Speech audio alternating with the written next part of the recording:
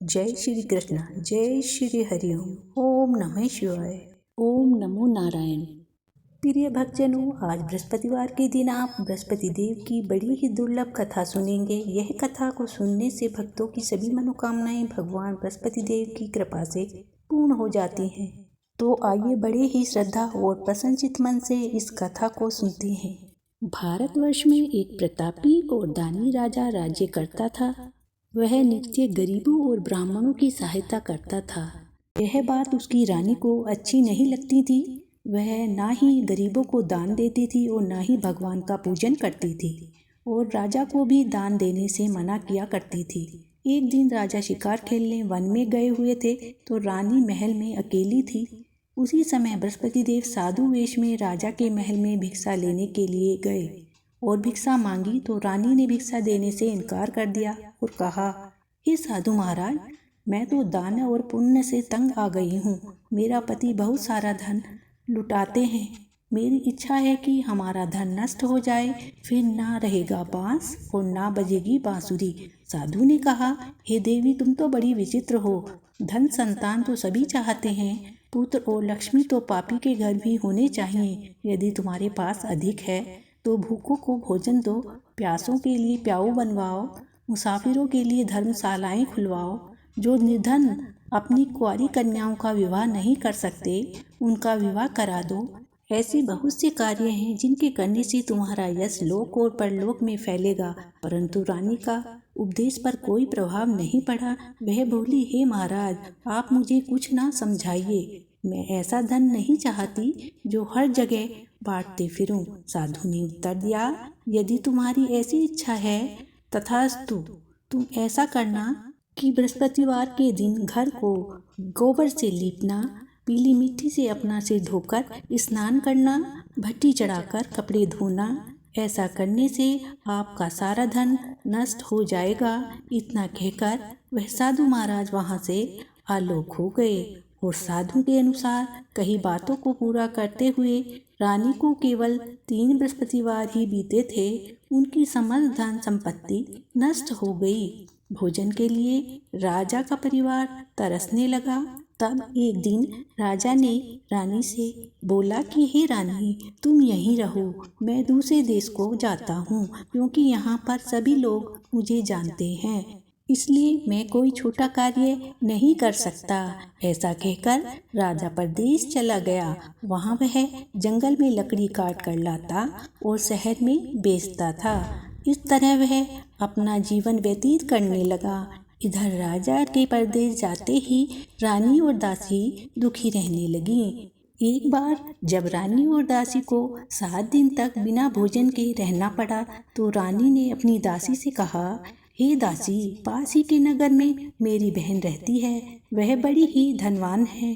तू उसके पास जा और कुछ धन ले आ, जिससे कुछ समय के लिए गुजर बसर हो सके।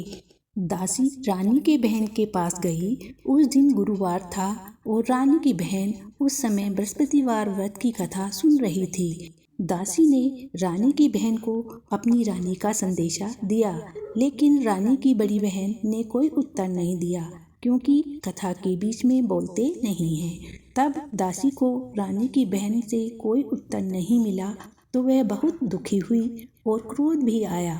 दासी ने वापस आकर रानी को सारी बात बता दी। यह सब सुनकर रानी को अपने भाग्य पर बहुत ही दुख हुआ और अपने भाग्य को कोसा। उधर रानी की बहन ने सोचा कि मेरी बहन की दासी आई थी, परंतु मैं उससे नहीं बोली, इससे वह बहुत दुखी हुई होगी।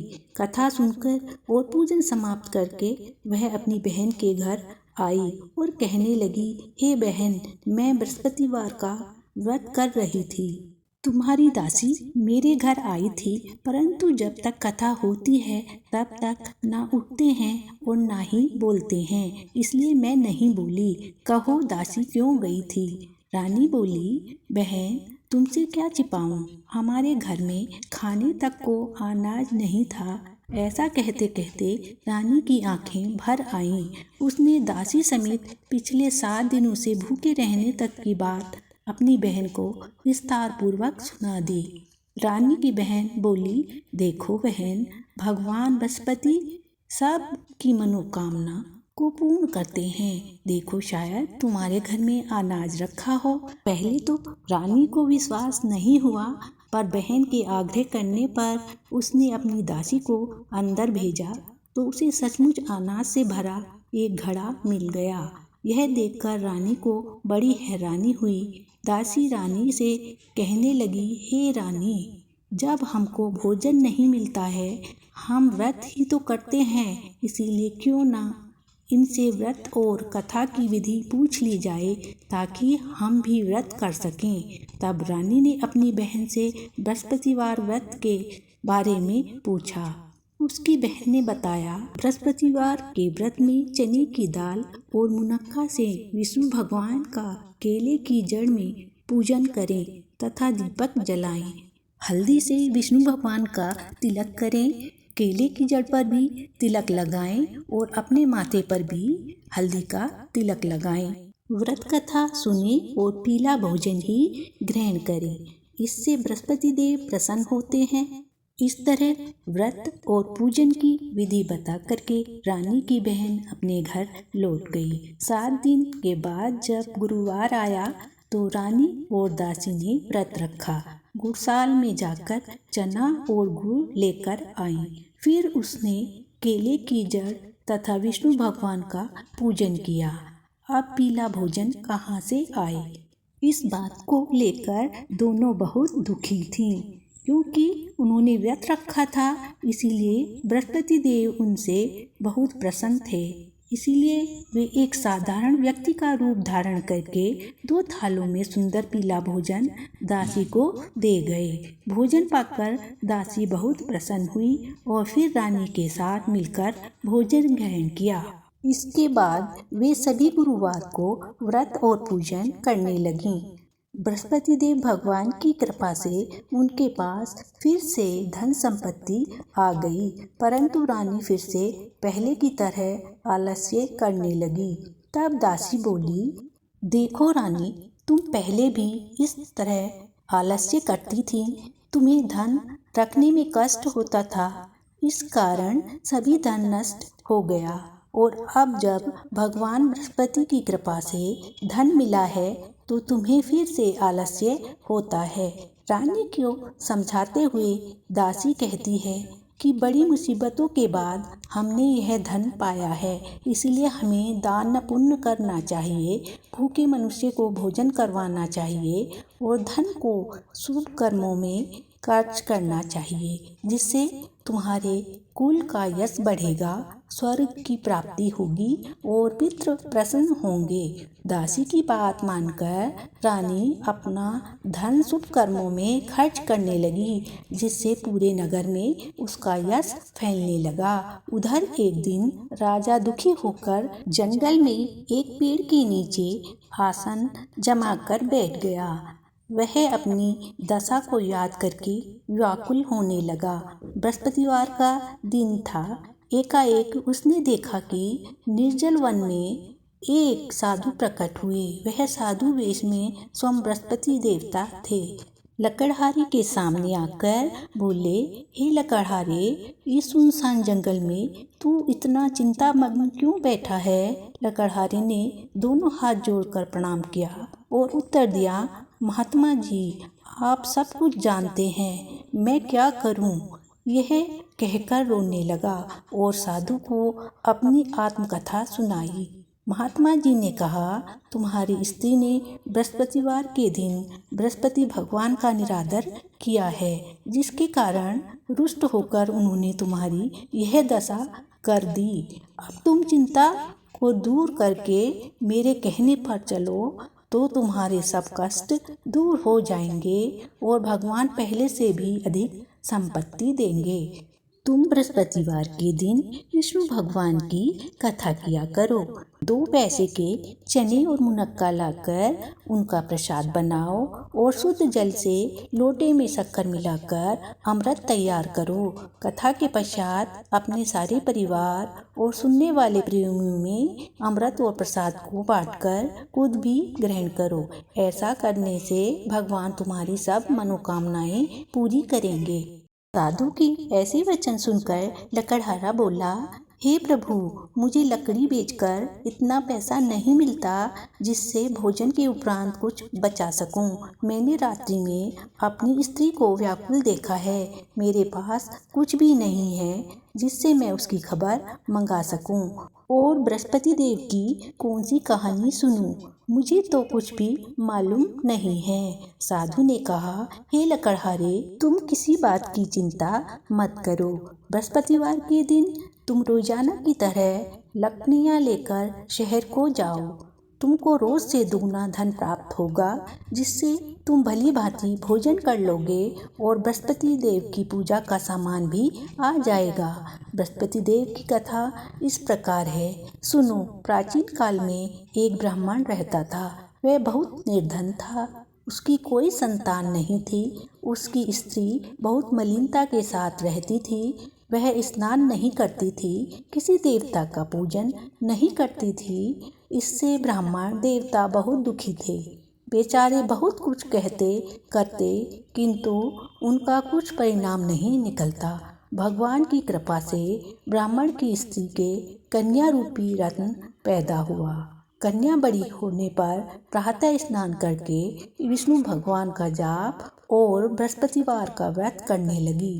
अपना पूजा पाठ समाप्त करने के बाद जब कन्या विद्यालय जाती, अपनी मुट्ठी में जौ भर ले जाती और पाठशाला के मार्ग में डालती जाती। जब वे जौ स्वर्ण के हो जाते तो लौटते समय उनको बीन कर घर ले आती।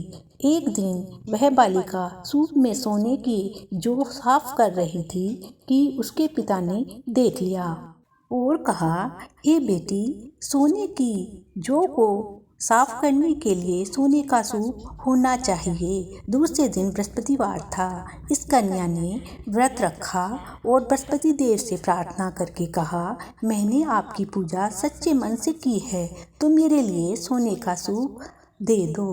बृहस्पति देव ने उसकी प्रार्थना स्वीकार कर ली। रोजाना की तरह वह कन्या जौ फैलाती हुई जाने लगी। तब लौटकर जौ बीन रही थी तो बृहस्पति देव की कृपा से सोने का सूप मिला। उसे वह घर ले आई और उस सोने के सूप से वह जौ साफ करने लगी, परंतु उसकी माँ का वही ढंग रहा। एक दिन की बात है कि वह कन्या सोने के सूप से जौ साफ कर रही थी। उस समय उस शहर का राजपुत्र वहां से होकर निकला।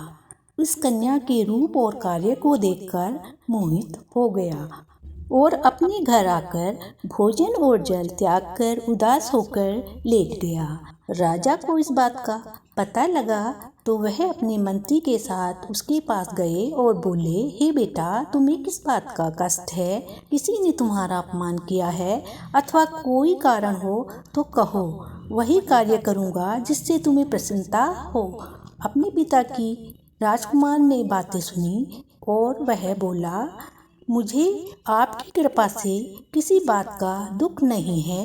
किसी ने मेरा कोई अपमान नहीं किया है, परंतु मैं उस लड़की से विवाह करना चाहता हूँ जो सोने के सूप से जौ साफ कर रही थी। यह सुनकर राजा आश्चर्य में पड़ गया और बोला, हे बेटा, इस तरह की कन्या का पता तुम ही लगाओ, मैं उसके साथ तेरा विवाह अवश्य ही करा दूंगा। राजकुमार ने उस लड़की के घर का पता बताया। तब मंत्री उस लड़की के घर गए और ब्राह्मण देवता को सभी हाल बताया। ब्राह्मण देवता राजकुमार के साथ अपनी कन्या का विवाह करने के लिए तैयार हो गए तथा विधि विधान के अनुसार ब्राह्मण की कन्या का विवाह राजकुमार के साथ हो गया। कन्या के घर से जाते ही पहले की भांति उस ब्राह्मण देवता के घर में गरीबी का निवास हो गया। अब भोजन के लिए भी अन्न बड़ी मुश्किल से मिलता था। एक दिन दुखी होकर ब्राह्मण देवता अपनी पुत्री के पास गए। बेटी ने पिता की दुखी अवस्था को देखा और अपनी माँ का हाल पूछा। तब ब्राह्मण ने भी सभी हाल कहा। कन्या ने बहुत सा धन देकर अपने पिता को विदा किया। इस तरह ब्राह्मण का कुछ समय सुखपूर्वक व्यतीत हुआ। कुछ दिन बाद फिर से वही हाल हो गया। ब्राह्मण फिर से अपनी कन्या के यहाँ गया और सारा हाल कहा। तो लड़की बोली, पिताजी आप माताजी को यहाँ ले आओ, मैं उन्हें विधि बता दूंगी जिससे उनकी गरीबी दूर हो जाए। जब ब्राह्मण देवता अपनी स्त्री को साथ लेकर पहुँचे तो अपनी माँ को समझाने लगी कि हे माँ, तुम प्रातःकाल उठकर प्रथम स्नान आदि करके विष्णु भगवान का पूजन करो तो सब दरिद्रता दूर हो जाएगी। परंतु उसकी माँ ने एक भी बात नहीं मानी और प्रातःकाल उठकर अपनी पुत्री के बच्चों की जूठन को खा लिया। इससे उसकी पुत्री को भी बहुत गुस्सा आया। उसने एक रात को एक कोठरी से सारा सामान निकाल दिया और अपनी माँ को उसमें बंद कर दिया। प्रातः उसमें से उसे निकाला तो स्नान आदि कराया और पूजा पाठ करवाया। उसकी माँ की बुद्धि ठीक हो गई। इसके बाद वह नियम से पूजा पाठ करती और प्रत्येक बृहस्पतिवार को व्रत रखने लगी। इस व्रत के प्रभाव से उसकी माता और पिता बहुत ही धनवान और पुत्रवान हो गए और बृहस्पति देवता के प्रभाव से इस लोक में सुख भोग कर अंत में स्वर्ग को प्राप्त हुए। इस तरह कहानी कहकर साधु देवता वहाँ से अंतर्ध्यान हो गए। धीरे धीरे समय व्यतीत होने पर फिर वही बृहस्पतिवार का दिन आया। लकड़हारा जंगल से लकड़ी काटकर किसी शहर में बेचने गया। उसे उस दिन और दिन से ज़्यादा पैसा मिला। राजा ने चना गुड़ आदि लाकर गुरुवार का व्रत किया। उस दिन से उसके सभी क्लेश दूर हो गए। परंतु जब दोबारा गुरुवार का दिन आया तो बृहस्पतिवार का व्रत करना भूल गया। इस कारण बृहस्पति भगवान नाराज हो गए। उस दिन उस नगर के राजा ने विशाल यज्ञ का आयोजन किया था तथा शहर में यह घोषणा करा दी थी कि कोई भी मनुष्य अपने घर में भोजन ना बनाए, ना आग जलाए। समस्त जनता मेरे यहाँ भोजन करने आए। इस आज्ञा को जो ना मानेगा उसे फांसी की सजा दी जाएगी। इस तरह की घोषणा संपूर्ण नगर में करवा दी गई। राजा की आज्ञा के अनुसार शहर के सभी लोग भोजन करने गए, लेकिन लकड़हारा कुछ देर से पहुंचा। इसीलिए राजा उसको अपने साथ घर ले गए और ले जाकर भोजन करा रहे थे तो रानी की दृष्टि उस खूंटी पर पड़ी जिस पर उसका हार लटका हुआ था। वह वहाँ पर दिखाई नहीं दिया। रानी ने निश्चय किया कि मेरा हार इस मनुष्य ने चुरा लिया है। उसी समय सिपाहियों को बुलाकर उसको कारागार में डलवा दिया। जब लकड़हारा कारागार में पड़ा, वह बहुत दुखी होकर विचार करने लगा कि न जाने कौन से पूर्व जन्म के कर्म से मुझे यह दुख प्राप्त हुआ है, और उसी साधु को याद करने लगा जो कि जंगल में मिला था। उसी समय तत्काल बृहस्पति देव साधु के रूप में प्रकट हुए और उसकी दशा को देखकर कहने लगे, अरे मूर्ख, तूने बृहस्पति देव की कथा नहीं करी, इस कारण तुझे दुख प्राप्त हुआ है। अब चिंता मत कर, बृहस्पतिवार के दिन कारागार के पास दरवाजे पर 4 पैसे पड़े मिलेंगे। उससे तू बृहस्पति देव की पूजा करना, तेरे सभी कष्ट दूर हो जाएंगे। बृहस्पतिवार के दिन उसे 4 पैसे पड़े मिले। लकड़हारे ने कथा कही। उसी रात्रि को बृहस्पति देव ने उस नगर के राजा को स्वप्न में कहा, हे राजा, तुमने जिस आदमी को कारागार में डाल दिया है वह निर्दोष है, वह राजा है, उसे छोड़ देना। रानी का हार उसी खूंटी पर लटका है। अगर तू ऐसा नहीं करेगा तो मैं तेरे राज्य को नष्ट कर दूंगा। इस तरह रात्रि के स्वप्न को देखकर राजा प्रातःकाल उठा। खूंटी पर हार देखकर लकड़हारे को बुलाकर क्षमा मांगी और लकड़हारे को योग्य सुंदर वस्त्र आभूषण देकर विदा किया। बृहस्पति देव की आज्ञा के अनुसार लकड़हारा अपने नगर को चल दिया। राजा जब अपने नगर के निकट पहुंचा तो उसे बड़ा आश्चर्य हुआ। नगर में पहले से अधिक बाग, तालाब, कुएं और बहुत सी धर्मशालाएं, मंदिर आदि बन गए हैं। राजा ने पूछा, यह किसका बाग और धर्मशाला है? तब नगर के सब लोग कहने लगे, यह सब रानी और बांदी के हैं। तो राजा को आश्चर्य हुआ और गुस्सा भी आया।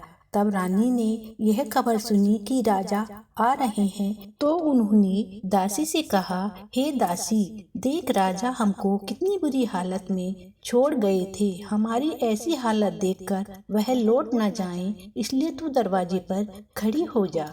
आज्ञा के अनुसार दासी दरवाजे पर खड़ी हो गई। राजा आए तो उन्हें अपने साथ लेकर आई। तब राजा ने क्रोध करके अपनी रानी से पूछा कि यह सब तुम्हें कैसे प्राप्त हुआ? तब रानी ने कहा, यह सब हमें बृहस्पति देव भगवान की कृपा से प्राप्त हुआ है।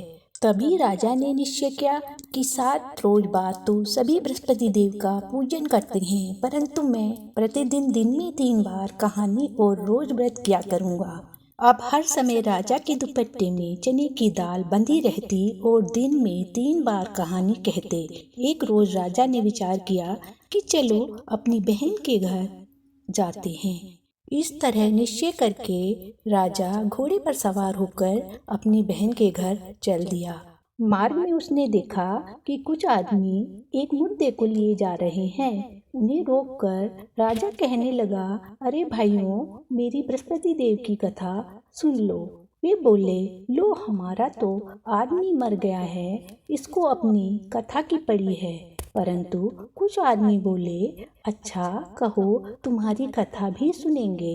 राजा ने दाल निकाली और कथा प्रारंभ की। कथा आधी हुई थी कि मुर्दा हिलने लगा और कथा संपूर्ण होते ही आदमी राम राम करते हुए खड़ा हो गया। आगे चला तो मार्ग में उसे किसान खेत में हल चलाता मिला। तो राजा ने उसे देखकर बोला, अरे भैया, तुम मेरी बृहस्पतिवार की कथा सुन लो। किसान बोला, जब तक मैं तेरी कथा सुनूंगा तब तक 4 हरैया जोत लूंगा। जा अपनी कथा किसी और को सुनाना। इस तरह राजा आगे चलने लगा। राजा के हटते ही बैल पछाड़ खाकर गिर गए। किसान के पेट में बड़ी जोर का दर्द होने लगा। उस समय उसकी माँ रोटी लेकर आई और उसने जब यह देखा तो अपने पुत्र से सब हाल पूछा और बेटे ने सभी हाल कह दिया। तो बुढ़िया दौड़ी दौड़ी उस घुड़सवार के पास गई और उससे बोली कि मैं तेरी कथा सुनूंगी, तू अपनी कथा मेरे खेत पर चलकर ही कहना। राजा ने बुढ़िया के खेत पर जाकर कथा कही, जिससे सुनते ही वह बैल उठकर खड़े हो गए और किसान के पेट का दर्द भी बंद हो गया। राजा अपनी बहन के घर पहुंचा। बहन ने भाई की खूब मेहमानी की। दूसरे रोज प्रातःकाल राजा जागा तो वह देखने लगा कि सब लोग भोजन कर रहे हैं। राजा ने अपनी बहन से कहा, ऐसा कोई मनुष्य है जिसने भोजन नहीं किया हो, मेरे बृहस्पतिवार की कथा सुन ले। बहन बोली, भैया, यह देश ऐसा ही है, पहले यहाँ पर लोग भोजन करते हैं, बाद में अन्य काम करते हैं। अगर कोई पड़ोस में है तो देख आऊं। वह ऐसा कहकर देखने चली गई, परंतु उसे ऐसा कोई व्यक्ति नहीं मिला जिसने भोजन न किया हो। अतः वह एक कुम्हार के घर गई जिसका लड़का बीमार था। उसे मालूम हुआ कि उसके यहाँ 3 रोज से किसी ने भोजन नहीं किया है। रानी ने अपने भाई की कथा सुनने के लिए कुम्हार से कहा। वह तैयार हो गया। राजा ने जाकर बृहस्पतिवार की कथा कही, जिसको सुनकर उसका लड़का ठीक हो गया। अब तो राजा की प्रशंसा होने लगी। एक रोज राजा ने अपनी बहन से कहा कि हे बहन, हम अपने घर को जाएंगे, तुम भी तैयार हो जाओ। राजा की बहन ने अपनी सास से कहा तो सास ने कहा, हाँ चली जा, परंतु अपने लड़कों को मत लेकर जाना, क्योंकि तेरे भाई की कोई औलाद नहीं है। बहन ने अपने भैया से कहा, भैया मैं तो चलूंगी, पर कोई बालक नहीं चलेगा। तो राजा बोला, जब कोई बालक ही नहीं चलेगा तब तुम ही क्या करोगी। बड़े दुखी मन से राजा अपने नगर लौट आया। राजा ने अपनी रानी से कहा, हम निर्वंशी हैं, हमारा मुख देखने का धर्म नहीं है, और कुछ भोजन आदि नहीं किया। रानी बोली, हे प्रभु, बृहस्पति देव ने हमें सब कुछ दिया है, वह हमें औलाद भी अवश्य देंगे। उसी रात को बृहस्पति देव ने राजा के स्वप्न में कहा, हे राजा उठो, सभी सोच त्याग दो, तेरी रानी गर्भ से है। राजा को यह बात सुनकर बड़ी खुशी हुई। 9वें महीने में उसके गर्भ से एक सुंदर पुत्र पैदा हुआ। तब राजा बोला, रानी स्त्री बिना भोजन के रह सकती है, पर बिना कहे नहीं रह सकती। जब मेरी बहन आएगी तुम उससे कुछ मत कहना। रानी ने सुनकर हाँ कर दिया। जब राजा की बहन ने यह समाचार सुना तो वह बहुत खुश हुई और बधाई लेकर अपने भाई के यहाँ आई। तभी रानी ने कहा, घोड़ा चढ़कर तो नहीं आई, गधा चढ़कर आई। राजा की बहन बोली, भाभी मैं इस प्रकार ना कहती तो तुम्हें औलाद कैसे मिलती। बृहस्पति देव ऐसे ही हैं, जैसी जिसके मन में कामनाएं हैं सभी को पूर्ण करते हैं। जो सद्भावना पूर्वक बृहस्पतिवार का व्रत करता है एवं कथा पढ़ता है अथवा सुनता है, दूसरों को सुनाता है, बृहस्पति देव उनकी सभी मनोकामनाएं पूर्ण करते हैं। बृहस्पति देव उनकी सदैव रक्षा करते हैं। जो संसार में सद्भावना और सच्चे हृदय से बृहस्पति देव का पूजन करते हैं, उनकी सभी मनोकामनाएं उसी तरह पूर्ण होती हैं जैसे राजा और रानी ने बृहस्पति देव की कथा का गुणगान किया। उनकी सभी इच्छाएं बृहस्पति देव ने पूर्ण की। मनुष्य को हृदय से उनका मनन करते हुए जयकारा करना चाहिए। तो प्रेम से बोलिए, बृहस्पति देव की जय हो, विष्णु भगवान की जय हो, समस्त देवी देवताओं की जय हो। अब आप भगवान बृहस्पति देव की आरती श्रवण कीजिए। ओम जय बृहस्पति देवा, समी जय बृहस्पति देवा, छिन छिन भोग लगाऊं, कदली फल मेवा। ओम जय बृहस्पति देवा, तुम पूर्ण परमात्मा, तुम अंतर्यामी, जगत पिता जगदीश्वर, तुम सबके स्वामी। ओम जय बृहस्पति देवा, चरणामृत निज निर्मल, सब पातक हरिता, सकल मनोरथ दायक, कृपा करो भरिता।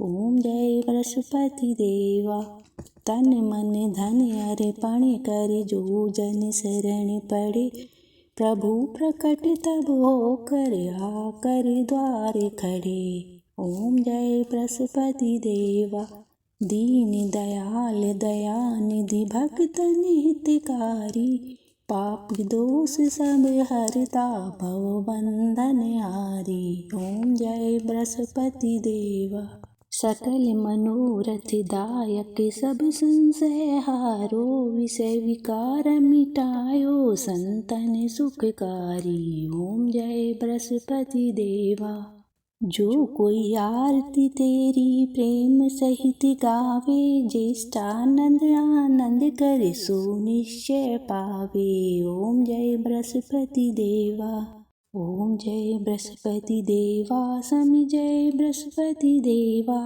प्रेम से जयकारा बोलिए, श्री लक्ष्मी नारायण की जय, बृहस्पति देव भगवान की जय हो।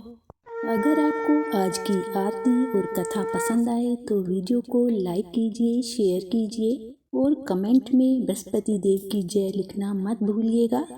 प्रेम से बोलिएगा, बृहस्पति भगवान की जय।